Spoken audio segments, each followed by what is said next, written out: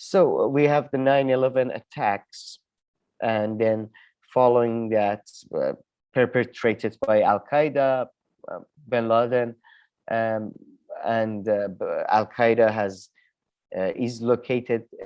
Al Qaeda is basically has safe haven in in Taliban-controlled Afghanistan, and they do cooperation together because, like, Al Qaeda used to train Taliban forces and all that. U.S. quickly demands the handover of Bin Laden and Al Qaeda forces. Taliban requests to see evidence. U.S. says there is no need for evidence. It's proven and it's obvious. Bin Laden himself has claimed the attack. Taliban is kind of dragging its feet now, but says that yes, we are willing to negotiate and hand him over to a third country that is not under US influence. By the way, references are in the description for this for sure. I think this was covered by The Guardian, if I'm not mistaken. There are also reports, US, by the way, US rejects this offer because there are, according to certain leaks, because they wanted, according to certain leaks by people who were in the rooms, certain generals, famously, there is this general says that following 9/11, I went into the room and they had a list of countries they wanted to bomb. So US, for one reason or the other, whichever story you want to believe, rejects Taliban's request to get Bin Laden through a third country. They start bombing, I think, by October. US invasion starts by October. This is again, I couldn't find the exact reference for this, but there are.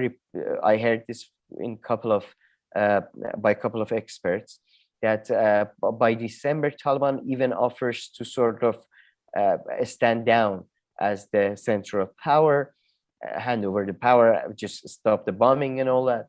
US rejects that, and the invasion is successful. In a sense, the major cities are taken over. It's interesting to point out, with the major help from Iranian forces, who, if you want to check out BBC documentary about that, who pretty much through their allies, the Northern Alliance, they give all the coordinates that US needs for bombings and all that. So invasion is successful. Then there are these conferences, I believe in Germany, I want to say in Bonn, but I'm not sure, about the future of Afghanistan, mostly including people from diaspora, people from former governments and all that. And there is a sort of the votes are equal, like the votes for an Islamic Republic and a monarchy are equal. US intervenes and sort of pushes to have an Islamic Republic have there instead of a monarchy. I think, to be honest, that's one of the key mistakes that US makes. Again, some not just my view, some other analysts like Mr. Nurizadeh agrees there. Well, and then after that, we could go through specific events, but I don't think it's worth it as much. After that, what you have is the short-lived sort of caretaker governments. Then you have Karzai government, which was led by Hamid Karzai, who is still in Afghanistan and is considered a good guy now. At the time, his government was famously corrupt. His brother was one of the people who was majorly involved in heroin and opium trade. There were reports of bags of money, briefcases of money from like Iranian government, from Russian government, from American government being left in his office. But he was interestingly opposed to he was opposed to American Black Op missions in Afghanistan in the south. He was opposed to continuous drone strikes. And when he left the government, eventually he became the biggest critic of US presence from the liberal side, let's say, from not the Taliban side. And besides Karzai government, what you had was all these local warlords in different regions who were pretty much as bad as Taliban in terms of corruption, in terms of fanaticism. Some of them were as bad as Taliban as well. You had all these reports of heads being cut off, hands being cut off, and then you would have US troops show up, and then US troops themselves, majority of the killings, majority of killing in Afghanistan was done through air power, to be honest. But majority of killings by soldiers, it seems to have been done by US forces as well, even um, more so than Taliban, which is just, yeah, just all of, again, I did give a sort of a warning in the beginning of this. It's not a fun thing if you don't feel good about it. So you have this period of Hamid Karzai, very corrupt government, but there seems to be gains made. By the end of Karzai government, and when this whole sort of corrupt system is sort of entrenched and established, then Taliban is starting to sort of reverse its fortunes. It's trying to regain territory. It's trying to do better and better. And you have that's why better and better. You have all these new strategies they developed, like they develop ID, like these bombs that are more sophisticated. They go off, in a timely fashion. They're timed, so they go off multiple times. It's gruesome. It's awful. They develop, like the US tries to train Afghan forces, but then Taliban, simply sends one infiltrator, and it's so hard. Afghanistan doesn't have any infrastructure. There is no documentation about people's past and all that.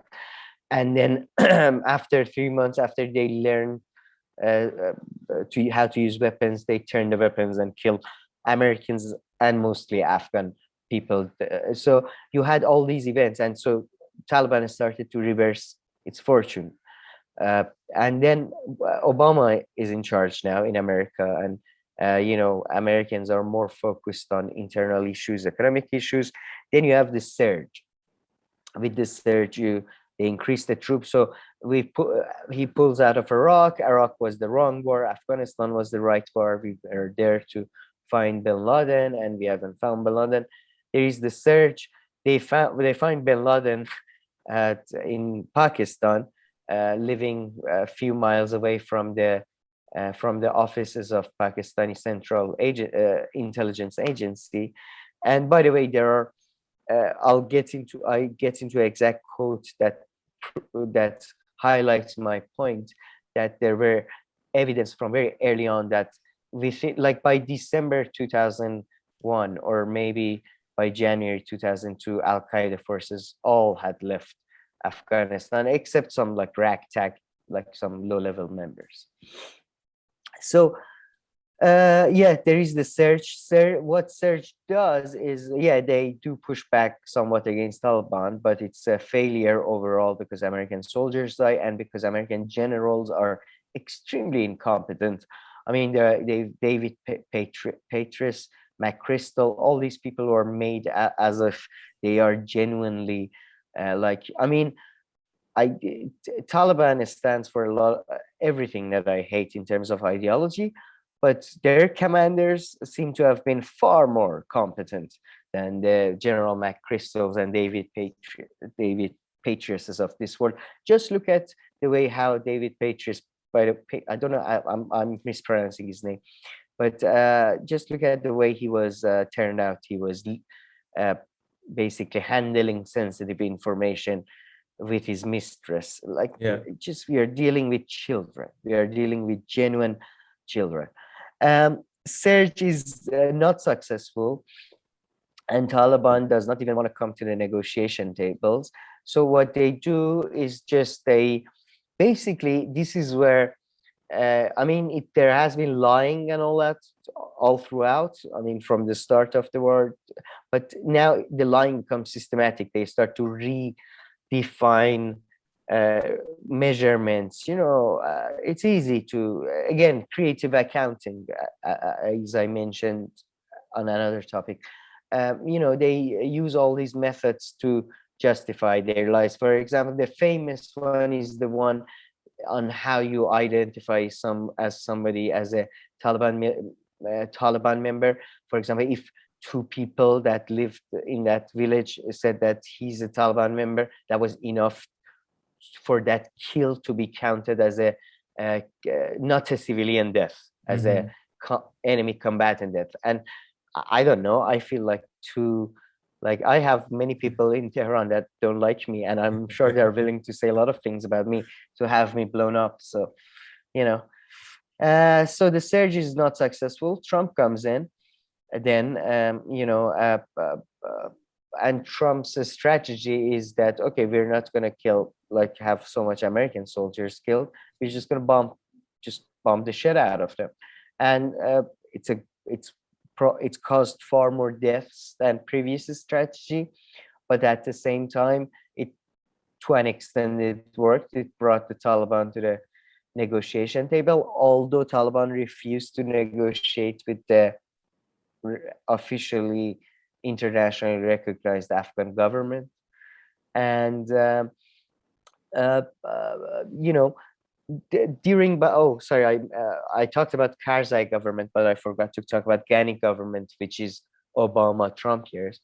Ghani government came through power through an election.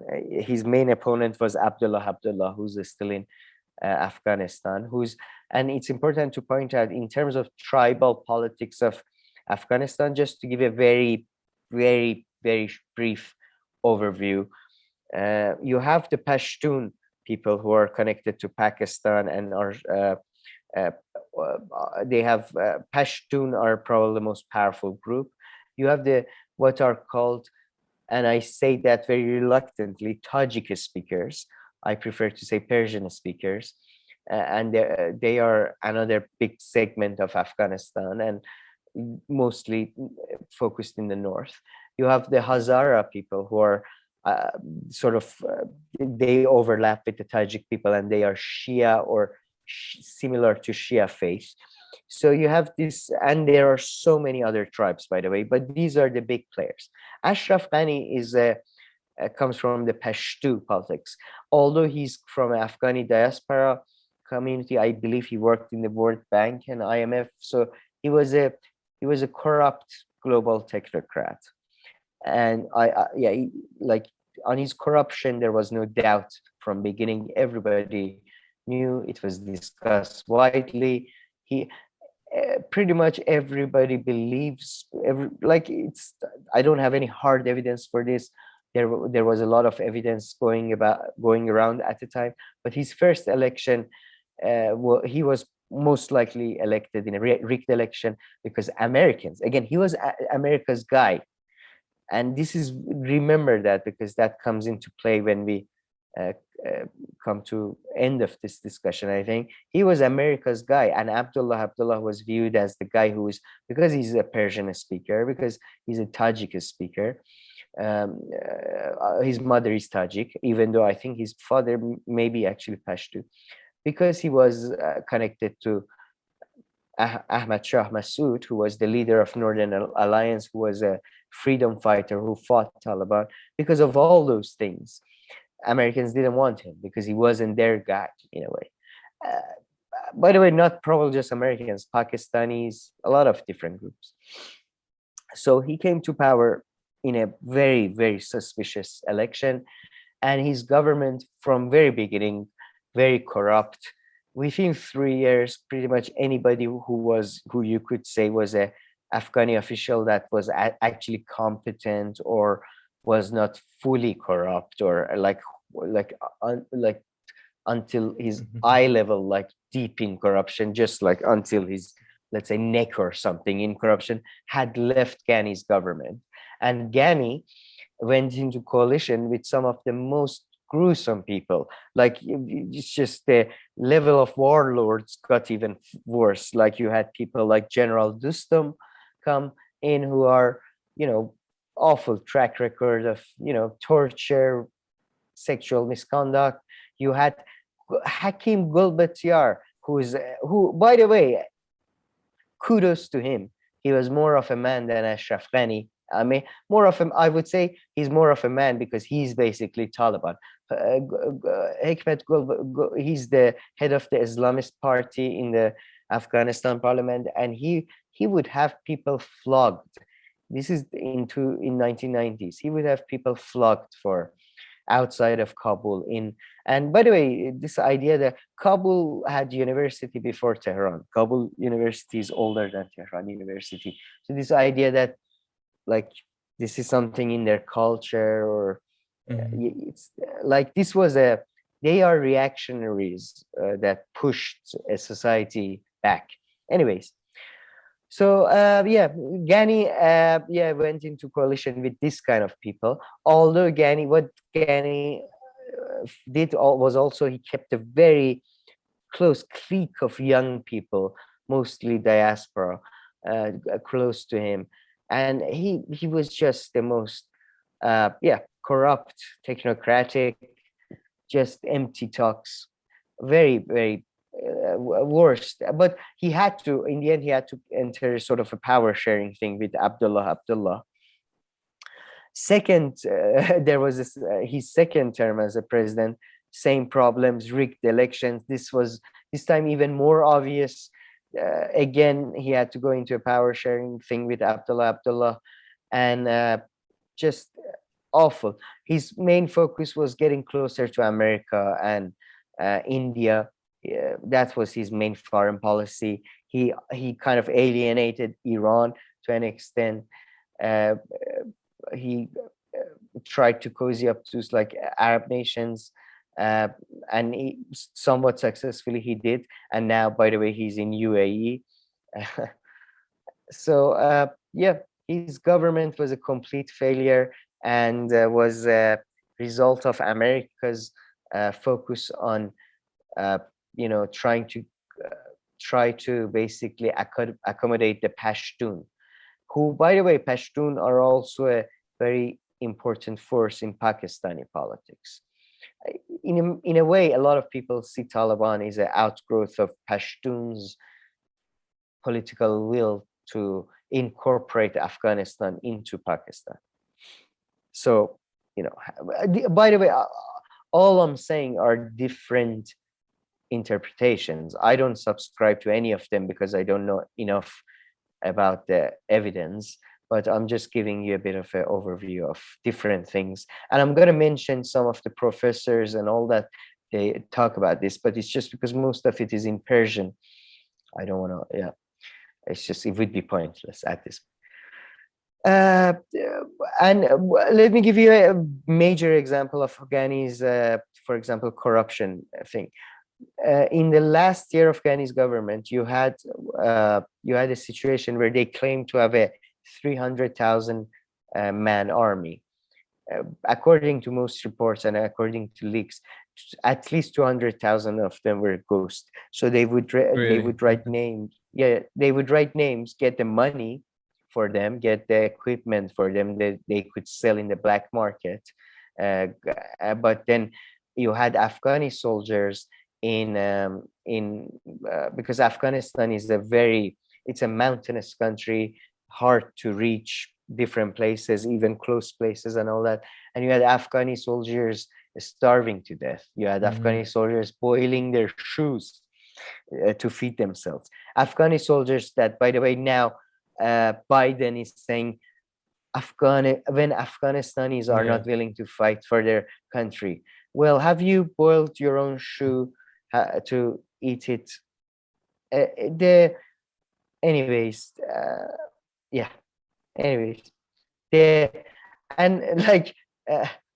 who puts the Ghani government in charge? Who was the biggest backer of Ghani? While a lot of people, including Russians and Iranians, were somewhat suspicious of him because he was such a American technocrat. Not that, by the way, Russians or Chinese or Iranians wanted Afghanistan to be better. It was just he was such a incompetent, corrupt idiot. But anyway, so let me now. I just about America's the fact that America was lying. I mentioned that Americans were lying. They were fiddling the numbers. Let me just give you this quote from the Atlantic. And the Atlantic is not I'm sorry, I'm just looking for this quote, but I can't find it. I hope I haven't. I don't see it in your notes. Oh, no, Oh, you got it? yeah, it's in an updated version. I found it. Okay. The Atlantic is not some left-wing publication. I believe David Fromm, one of them, probably. What would you describe him as? The I don't know, the representatives of the underworld. I don't know. One of the ambassadors from hell, David Fromm, the speechwriter of George Bush, the man who came up with the axis of evil thing. A man so empty of anything. Like, he writes for the Atlantic, I believe. So I don't think this is some left-wing publication. Yeah. But this is not from him. But the publication, I just want to point out, is not some like radical organization. So, quoting the Atlantic, based on they're talking about a Washington Post expose that's coming out as a book very soon, that's about secret documents regarding the American involvement in Afghanistan. The quote: based on the trenches of thousands of documents obtained by the Post in litigation, as well as some previously released memos, the report shows that for nearly 2 decades, American leaders, Democrat and Republican, civilian and military, elected, appointed, and career civil servants have lied to us about how the war in Afghanistan is going the Atlantic. So again, Democrat and Republican, civilian and military, elected and appointed. So don't people who want to focus the blame on Pentagon, to people who want to focus the blame on Republicans, don't. I don't think, yeah, that's, you should have a larger view. Yeah, it's pretty much. Now, so, I mean, I hope I gave let me give just at the end, again, a bit more details and minutia for people who are interested in what's been happening right now. So I gave the sort of a timeline of what happened, and then US government has started negotiating with the Taliban, and sort of that's true, by the way. US government undermined Afghanistan, the internationally recognized government, although I would say their own corruption also undermined themselves. So everybody's a bad guy, and they, by negotiating with Taliban, they undermine the government, and then by clearly not having a plan, allowed Taliban to easily take over the whole country. Although, again, I would say, when you look at these documents, and I looked at some of them from Washington Post, it seems they had no options. They were bleeding ground for the last 3 years. And yeah, some like there was this peace negotiator today on Guardian saying that if America stayed for another month, there would have been peace. But from when you look at this peace in terms of peaceful handover and all that, so I don't want to minimize anything because I haven't looked at all the evidence, but they were bleeding around for a long time, and it seems like Taliban were understanding that they had the upper hand now.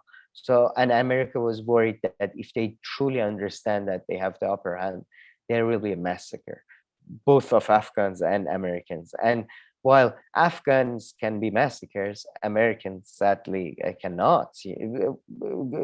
Fortunately, at least Americans cannot. But Afghans, they're fine. I'm being sarcastic, by the way, and ironic if anybody doesn't understand this. Ghani, until the last day, Ashraf Ghani was saying that people should call the police and report cases of violence. I mean, this man, anyway. Apparently, and then, no, go ahead. No, sorry, I was just gonna ask you, when they count, like you said, there were 3,000 army members, but some of them were like, they didn't even exist or ghosts. But sometimes I hear they're like add up the police and the army together? Have you heard them say it that way? No, They're no, like yes, 300,000. yes. No, 300,000 is police and army, but it's not bad though. It's not a, even if you like, that's bigger than like if that number was real, that's bigger than a lot of armies, But I and they do had find good it weird equipments. though, No, adding the no, police but and the army together. I mean, the thing it, is, they were technically fighting terrorism, so police okay. comes into that. So again, like, still though, still, I know what you mean. It's a, yeah, it's a bit like they're two different forces with two different set of activities. But yeah, still though, it's far more than what Taliban had. Anyways, But Taliban, they say 200,000, right? Forces right now, like give or take, or I does that think not so. make Yeah, sense? Yeah. yeah. I think so. I don't know. I I think mean, yes. less. Okay. I don't know. But anyways, sorry. Yes, Ashraf Ghani. And then, as Taliban were at the gates, Ashraf Ghani disappeared. He just disappeared. No, he didn't even tell his vice president, Amrullah Saleh, who I don't think he's doing a right thing by continuing. He said the war is not over and all that.